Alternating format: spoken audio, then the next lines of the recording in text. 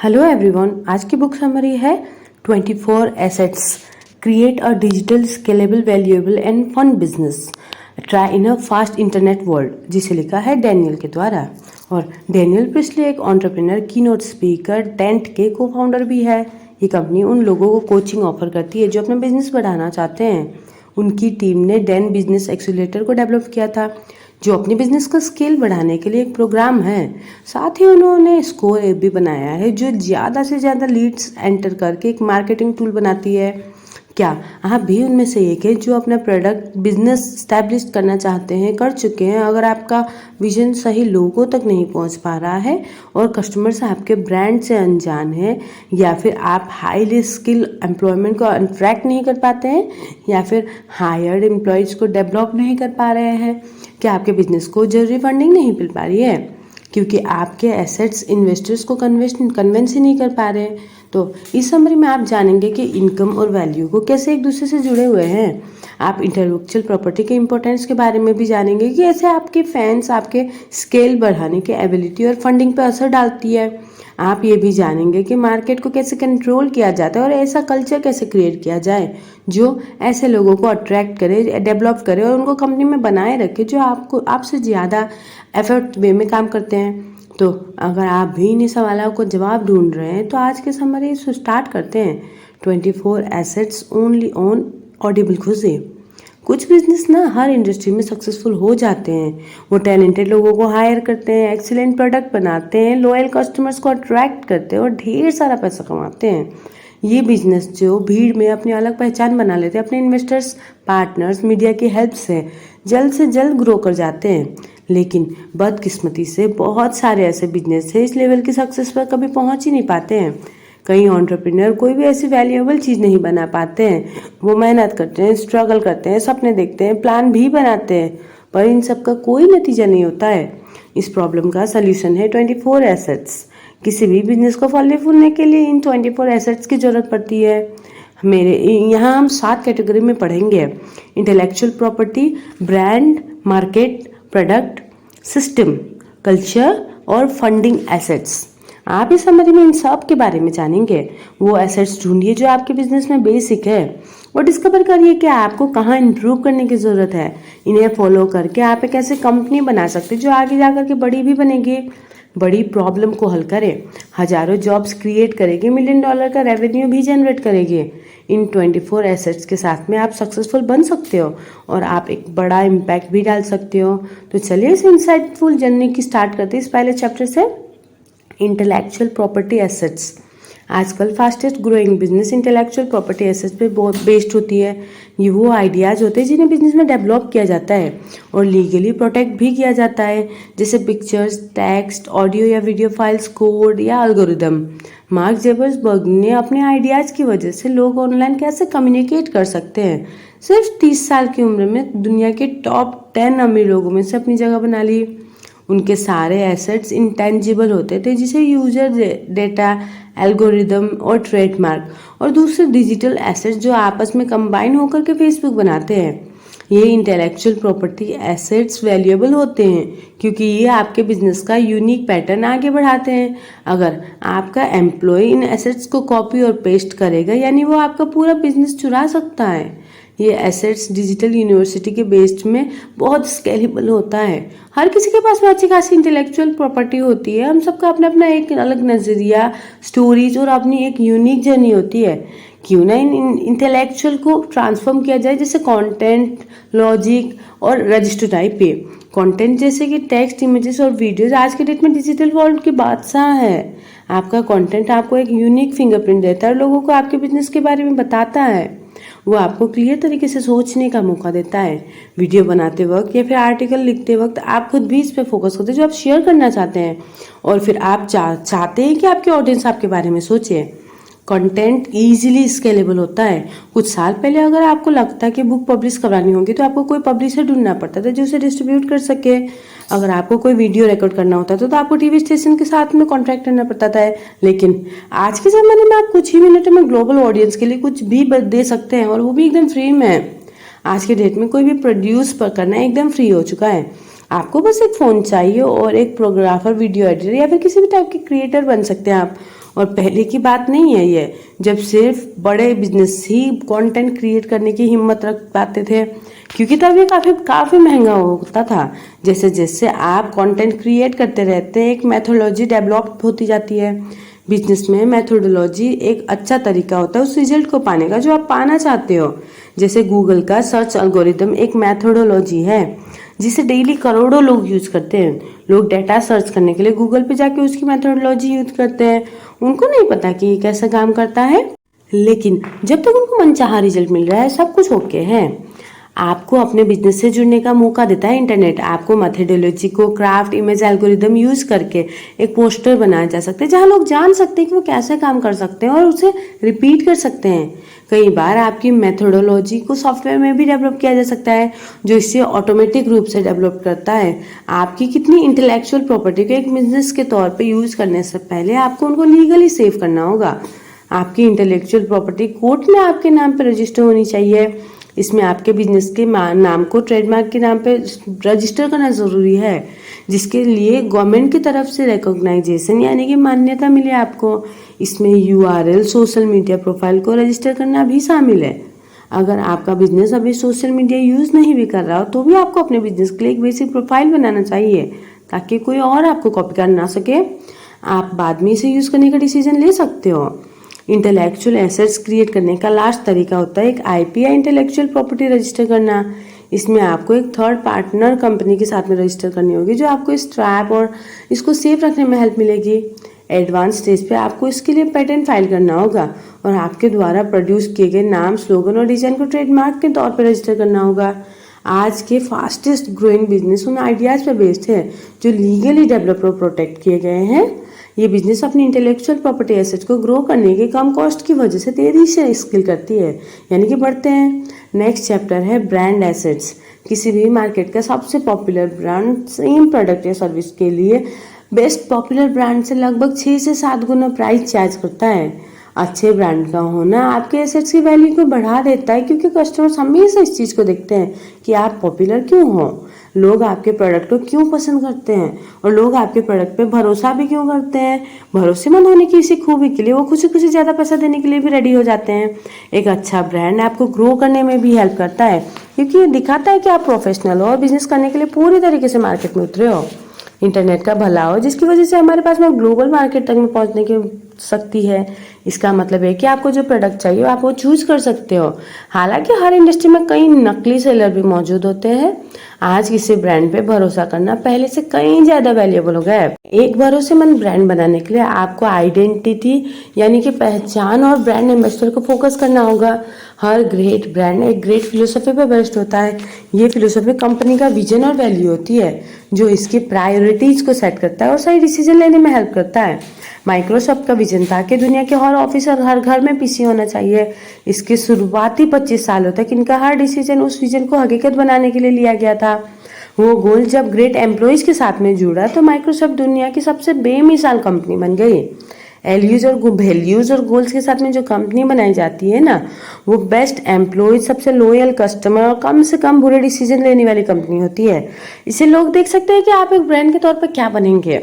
अगर उनको आपकी फिलोसफी पसंद आए तो वो आपको वहां तक पहुंचने में भी हेल्प करेंगे। ब्रांड के आइडेंटिटी का मतलब होता है कि कस्टमर्स के माइंड में दिखने, सुनने और फील होने में कैसी लगती है। अगर आपका ब्रांड लगातार उस तरीके से पेश आता है जैसे कि कस्टमर्स को पसंद है तो वो आप पे भरोसा करेंगे और आपको सपोर्ट भी करते रहेंगे।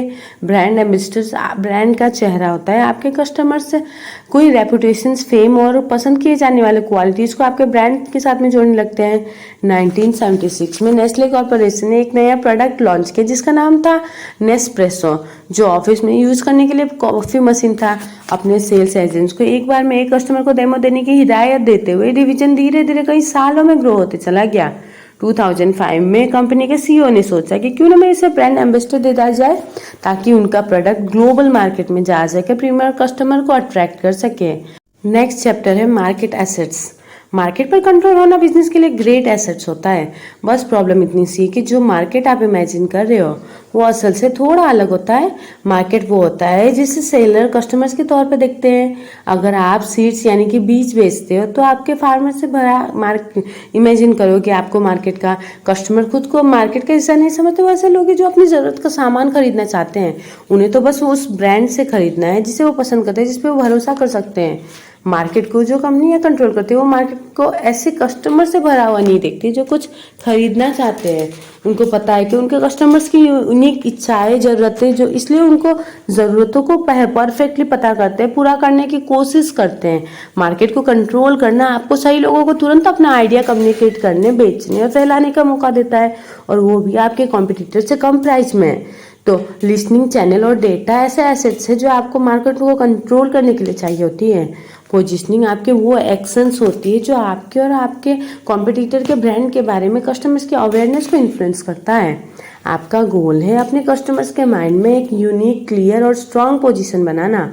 मार्केट में आपके पोजीशन 5 इंपॉर्टेंट सवालों से बेस्ड होती है जो कस्टमर्स कोई भी प्रोडक्ट लेने से पहले पूछते हैं कि किसके पास बेस्ट क्वालिटी का प्रोडक्ट है, कौन सा ब्रांड सबसे अफोर्डेबल या फिर सस्ता है, कौन कस्टमर्स के सबसे करीब है या फिर फास्ट डिलीवरी करता है, कौन सबसे ज़्यादा भरोसेमंद है, किसकी कस्टमर सर्विस सबसे बढ़िया है। चैनल का मतलब कि आप कस्टमर तक पहुंचाने के लिए अपने प्रोडक्ट और सर्विसेज को कैसे डिलीवर करते हो। और एक एसेट जो आपको मार्केट कंट्रोल करने के लिए चाहिए होती है वो है डेटा। ये की पॉइंट होता है लोगों के साथ रिलेशनशिप बनाने का। स्ट्रॉन्ग डेटा कलेक्शन सिस्टम से आपको अपने लाखों कस्टमर्स के साथ में पर्सनल रिलेशनशिप बनाने में हेल्प मिलती है। अपने पुराने कस्टमर्स को लॉयल बनाए रखने और नए लोगों को अट्रैक्ट करने का ये बहुत ही इंटेलिजेंट अप्रोच होता है। इसलिए आपको अपने कस्टमर्स के माइंड में स्ट्रॉन्ग पोजीशन बनानी होगी। डिस्ट्रीब्यूशन के लिए चैनल ऑर्गेनाइज करना होगा। अपने सिस्टम को इंप्रूव करने के लिए कस्टमर्स के डाटा को यूज करना होगा। ये चीज़ आपको मार्केट में कस्टमर्स की पहली पसंद बना देगी। इसके साथ बढ़ते हैं नेक्स्ट चैप्टर की ओर जो है प्रोडक्ट एसेट्स। अपने प्रोडक्ट को नाम देना भी जरूरी है। आईपैड, XY, जो भी, ये सारे यूनिक नाम है जो प्रोडक्ट के एलिमेंट को दिखाते हैं। एक प्रोडक्ट कई छोटे प्रोडक्ट के कॉम्प्लेक्स पैकेज होता है। कई सप्लायर साथ मिलकर के काम करते हैं तब जा करके आपका प्रोडक्ट बन पाता है। एक कॉम्प्लेक्स पैकेज आपके प्रोडक्ट की वैल्यू को दिखाता है। और 2500 से ज़्यादा पार्ट्स होते हैं स्पोर्ट्स कार में जो अलग अलग सप्लायर्स प्रोवाइड करते हैं। वो सब आपस में पैकेज होकर एक एलिगेंट कार बनाते हैं। अगर कोई प्रोडक्ट नॉन फिजिकल भी है तो भी उसे रिप्रोड्यूस और डुप्लीकेट किया जा सकता है, तो वो प्रोडक्ट बन जाता है। जब आप किसी प्रोडक्ट के फिजिकल और नॉन फिजिकल प्रेजेंस को एक वेब पेज पे दिखाते हो ना, तो आपको ऐसा डॉक्यूमेंट मिलेगा जो उस प्रोडक्ट को डिफाइन करता है। हर प्रोडक्ट का एक वेब पेज होना चाहिए जो इसकी वैल्यू को एक्सप्लेन करे। अब बिजनेस को सक्सेसफुल बनाने के लिए सिर्फ एक प्रोडक्ट काफ़ी नहीं होता है। आपके पास एक फ्री, अफोर्डेबल और कोर प्रोडक्ट वाला एक प्रोडक्ट इकोसिस्टम होना चाहिए जिसमें से हर एक प्रोडक्ट किसी खास काम के लिए बना हो। फर्स्ट टाइप का प्रोडक्ट होता है गिफ्ट। आप इसे कस्टमर को फ्री में देते हो। ये सिंपल प्रोडक्ट क्रिएट होने में ज़्यादा एनर्जी या टाइम नहीं लेता है। आप कुछ ऐसे गिफ्ट बना सकते हो जैसे पॉडकास्ट, वीडियो प्रेजेंटेशन जो खास तौर पर डिजिटल हो। उनका मकसद है नए कस्टमर को आपके पेड प्रोडक्ट की वैल्यू बनाना। सेकेंड टाइप होता है प्रोडक्ट ऑफ प्रोस्पेक्ट या फिर P4P। ये वो फर्स्ट प्रोडक्ट होते हैं जो आपके कस्टमर्स आपसे गिफ्ट लेने के बाद में खरीदने की सोच रखते हैं। फ्री प्रोडक्ट देख करके उसका अटेंशन खींचने के बाद में P4P इस बात की गारंटी लेता है कि आपके कस्टमर्स और ज़्यादा वैल्यूएबल सर्विस के लिए पे करेंगे। P4P बुक्स हो सकते हैं, वेबिनार हो सकते हैं, कंसल्टेशन या फिर वर्कशॉप भी हो सकते हैं। हाँ, थर्ड टाइप है कोर प्रोडक्ट। ये आपके रेवेन्यू का मेन सोर्स होता है।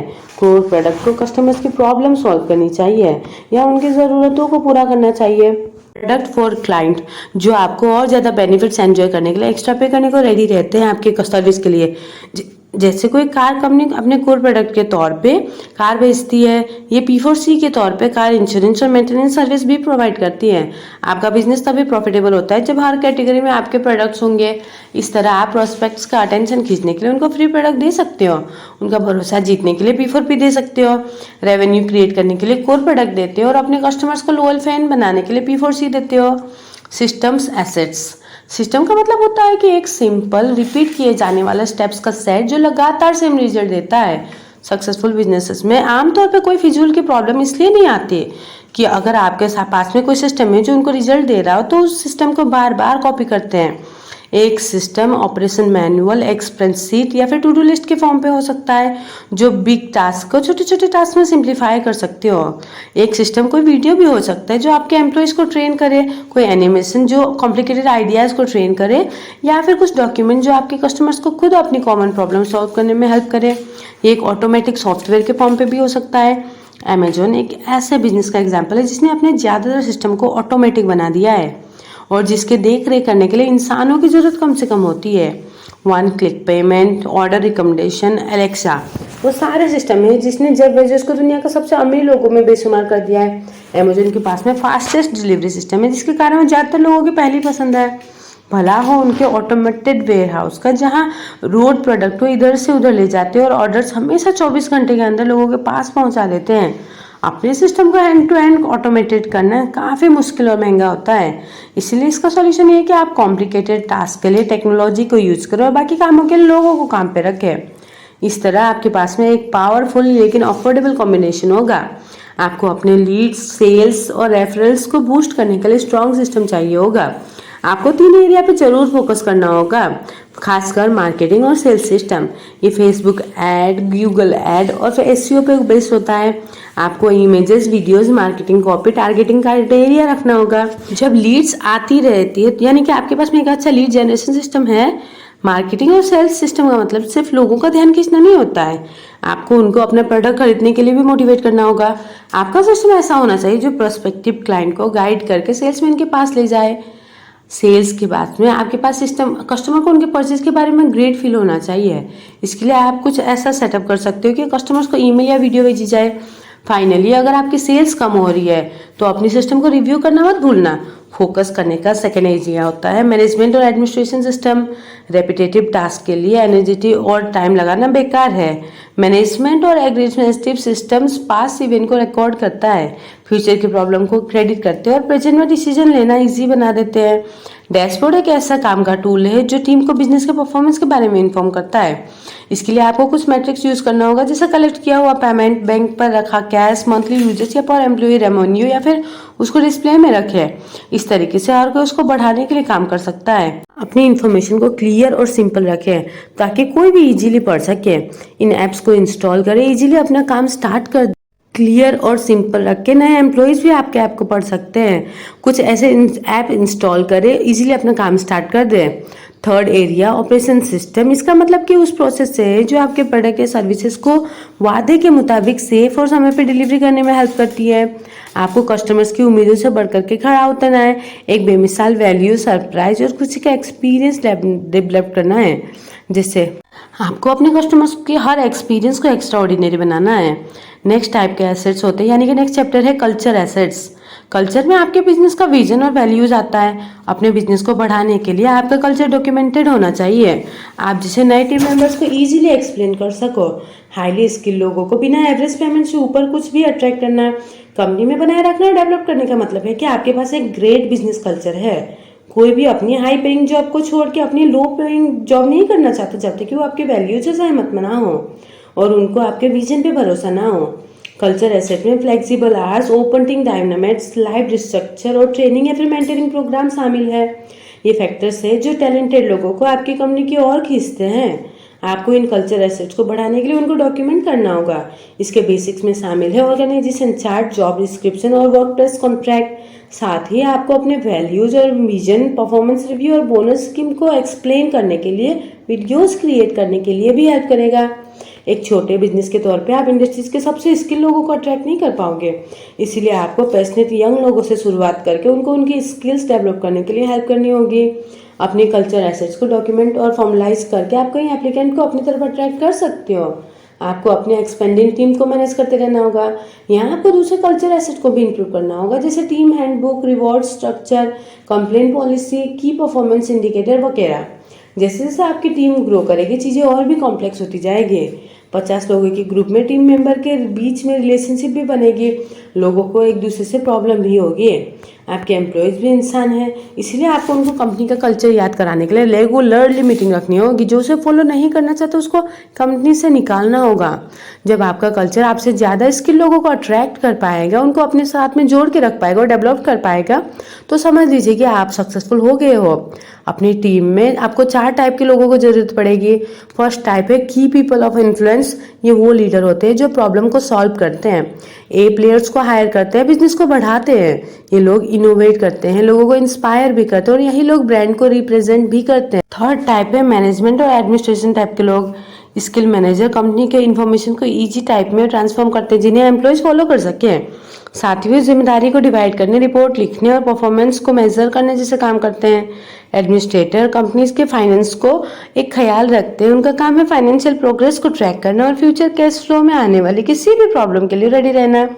फोर्थ टाइप के जो लोग हैं जो आपके टीम में चाहिए वो है टेक्निकल लोग। ये वो लोग होते हैं जो आपका प्रोडक्ट बनाते हैं और सर्विसेज को डिलीवर करते हैं। ये कस्टमर्स के प्रॉब्लम को सॉल्व करते हैं। जैसे गूगल मैप यूज करने वाले लोग इनके डेवलपर से कभी नहीं मिलेंगे, पर वो गूगल के को इसके बेसिस पे जज जरूर करेंगे।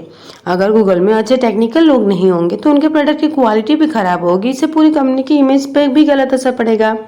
नेक्स्ट है फंडिंग एसेट्स। फंडिंग्स वो तरीका होता है जिसके जरिए आप अपने बिजनेस को डेवलप करने के लिए पैसा इकट्ठा कर सकते हो। अगर आपके पास में ऐसे एसेट्स है जो इन्वेस्टर्स को पसंद आ सकते हो, आपको फंडिंग मिलने में दिक्कत भी नहीं होगी। जब आप घर लेते हो तो हमको इनकम डॉक्यूमेंट बिल्डर का इंस्पेक्शन फॉर्म भी मांगते हैं। अगर आपके पास में ये डॉक्यूमेंट होंगे तो बैंक आपको कुछ कुछ घर खरीदने के लिए लोन दे देगा। सेम चीज़ आपके बिजनेस एसेट्स जैसे शेयर्स, कॉन्ट्रैक्ट्स, फैक्ट्रीज पे भी अप्लाई होती है। इन्वेस्टर्स अपने डॉक्यूमेंट देखना चाहेंगे जो ये साबित कर सके आपके एसेट्स वैल्यूएबल है। ज़्यादातर स्टार्टअप्स इन्वेस्टर्स को प्रॉपर डॉक्यूमेंटेशन नहीं दिखा पाते हैं और फिर उनको हैरानी होती है कि उनको फंडिंग क्यों नहीं मिल पा रही है। वो एक बिजनेस प्लान दिखाता है जो उन्होंने खुद लिखा होता है, एक रैंडम वैल्यूएशन दिखाता है जो उन्होंने निकाला होता है, अपने फ्यूचर प्लान का एक पावर पॉइंट प्रेजेंटेशन भी देते हैं। इन्वेस्टर्स को राजी करने के लिए आपके पास में हाई क्वालिटी फंडिंग एसेट्स होनी चाहिए। फर्स्ट है अच्छे से लिखा हुआ बिजनेस प्लान। ये डिफाइन करता है कि आपका बिजनेस किस तरफ जा रहा है, जिसे कौन कौन से चैलेंजेस का सामना कर सकते हैं, वो अपॉर्चुनिटीज जो वो डेवलप करे। नेक्स्ट है वैल्यूएशंस। कुछ एंटरप्रेन्योर जैसे फ्यूचर कैश फ्लो, जैसे sales price, strategic value, company बनाने के कॉस्ट वगैरह से दिखते हैं, लेकिन वैल्यूएशन का सबसे एक्यूरेट डेफिनेशन होता है वो अमाउंट जो लोग आपके बिजनेस के लिए पे करने को रेडी हो। आपको एक वैल्यूएशन दिखाना होगा जो इंडिपेंडेंटली प्रोड्यूस किया गया और एक्सप्लेन करता हो कि उसे कैलकुलेट कैसे करते हैं। वैल्यूएशन रिपोर्ट ने आपके कॉम्पिटिटर्स की तुलना में आपके प्रोजेक्टेड फाइनेंस फिगर्स भी होने चाहिए। ऐसा इसलिए ताकि इन्वेस्टर्स को पता चल सके कि भविष्य में जब वो अपने शेयर बेचना चाहेंगे तो कंपनी की वैल्यू क्या होगी। अपनी वैल्यूएशन को जानने का बेस्ट तरीका होता है अपने बिजनेस को पब्लिकली लिस्ट करना। इस तरह स्टॉक का वैल्यूएशन हर पल होता रहेगा। अब क्योंकि आप पब्लिकली लिस्टेड है तो आप प्राइवेट कंपनी से ज़्यादा हायर वैल्यूएशन अचीव कर पाओगे, क्योंकि इन्वेस्टर्स आपको कम रिस्क की ज़्यादा वैल्यूएशन देंगे।